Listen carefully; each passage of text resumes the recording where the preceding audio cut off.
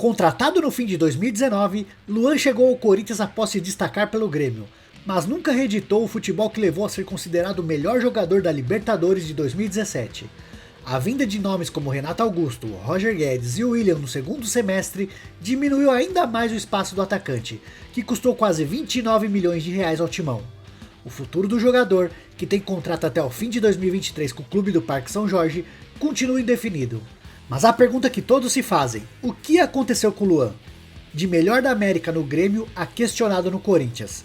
A história de Luan no timão começou no dia 10 de dezembro de 2019. Duílio Monteiro Alves, hoje presidente do Corinthians, dirigiu-se ao banco de reservas da Neoquímica Arena e percebeu que Luan, ao fim do jogo beneficente de Emerson Sheik, procurava por água. Rapidamente, o então diretor de futebol se movimentou, perguntou a uma, duas pessoas e apareceu com um copo para o meia. O namoro seguiu durante toda a noite. Minutos mais tarde, na zona mista do estádio, quando mais uma vez foi flagrado ao lado do jogador, Duílio sorriu e brincou com jornalistas. Abre aspas. Vocês gostam de uma polêmica, né? Fecha aspas. O esforço do diretor para agradar o futuro reforço era público e notório, e deu certo. Ele sabia que eu tinha o sonho de vestir a camisa do Corinthians, e eles também queriam. Semanas depois, Luan foi contratado pelo Corinthians por 29 milhões de reais. Deixava o Grêmio após 6 anos de sucesso, mas era mais do que visível que já estava em declínio na reta final. Mesmo assim, chegava ao timão com o status de Rei da América, prêmio pessoal obtido com o título da Libertadores de 2017 e a certeza de que uma mudança de ares para o clube do coração seria a chance de guinar a carreira. Mas não foi. 2 anos se passaram e Luan nem de longe entregou o que se esperava dele. A expectativa depositada na contratação virou frustração para os corintianos. Mas o que aconteceu com Luan? O garoto criado na Vila de São Jorge, na periferia de São José do Rio Preto, no interior de São Paulo, não se resume apenas ao futebol. É muito mais do que isso. É impossível dissociar a figura cabisbaixa, pacata, introspectiva de Luan de seus dramas pessoais. Aos 28 anos, o jogador perdeu o pai aos 5, vítima de um acidente de trânsito. Teve uma infância complicada ao lado da mãe, Dona Márcia, e da avó, Dona Cida. Na quebrada, jogou na terra e no asfalto e aprendeu a suportar a pressão. A rispidez e a violência dos rivais sempre foram combatidas com talento. Conviveu de perto com a violência, o crime e as drogas, inclusive com amigos de longa data levados pelos caminhos errados e desvirtuados da vida. Andou com muita gente errada até colocar a cabeça no lugar e iniciar tardiamente para o futebol, aos 18 anos. Em dezembro do ano passado, levou mais um golpe da vida ao ver seu melhor amigo, a quem chamava de irmão, ser morto a tiro por 2 homens em uma moto, na porta de uma pizzaria. Golpe daqueles que doem na alma e marcam para sempre.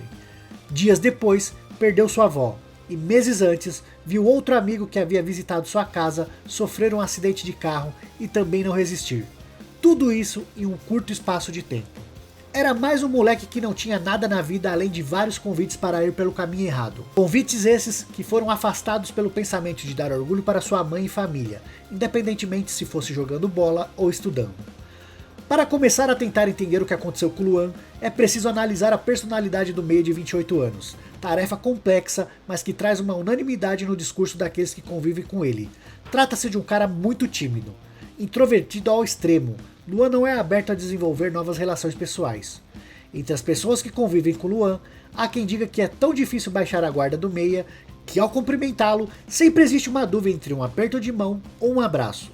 O meia não questiona a ordem de superiores, não fala perante ao grupo se não é questionado, não liga para entrevistas e nem para redes sociais. Luan vive no mundo de Luan. Por vezes, durante conversas cara a cara, parece estar até em outro planeta. No Grêmio, Luan fez sucesso. Foram 6 títulos conquistados no profissional: a Copa do Brasil de 2016, a Libertadores de 2017, a Recopa Sul-Americana de 2018, o Gauchão de 2018 e 2019 e a Recopa Gaúcha de 2019. Seu melhor momento no tricolor gaúcho foi jogando como meio atacante ou falso 9. Por lá, Luan em alguns momentos também carregou o fardo de às vezes parecer desligado do jogo, algo que certamente intensifica as críticas em momentos ruins, mas que sempre fez parte do seu jogo. É o mundo de Luan mais uma vez em ação. Visto como um menino bonzinho, Luan conta com carinho da comissão técnica e jogadores, mas não consegue se impor no dia a dia para mostrar onde se encaixa, e com isso sofre. Quem trabalha com Luan garante que o meia não está bem e nem feliz com o que entregou até aqui ao Corinthians. A pressão pessoal é a maior do que qualquer outra externa. Para muitos, o problema de Luan foi a pausa de mais de 100 dias do futebol brasileiro. Assim como muitos outros jogadores, teve dificuldades com os treinamentos em casa e baixou os bons níveis físicos apresentados na pré-temporada. Outra coisa que também atrapalha na imagem de Luan é que ele é considerado pelos amigos um ex-baladeiro.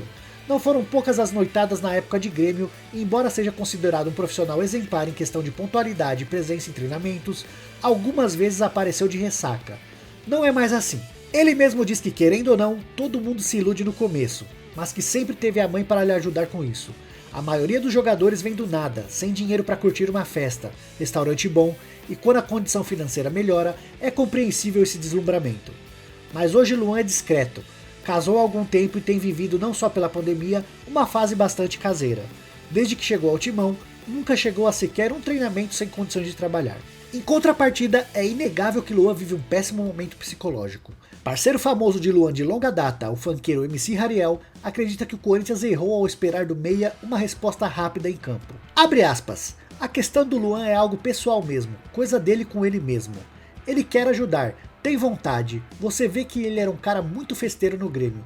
Toda vez que eu ia cantar em Porto Alegre, ele já me chamava. Hoje em dia ele nem me dá mais um salve, tá focado mesmo em trabalhar.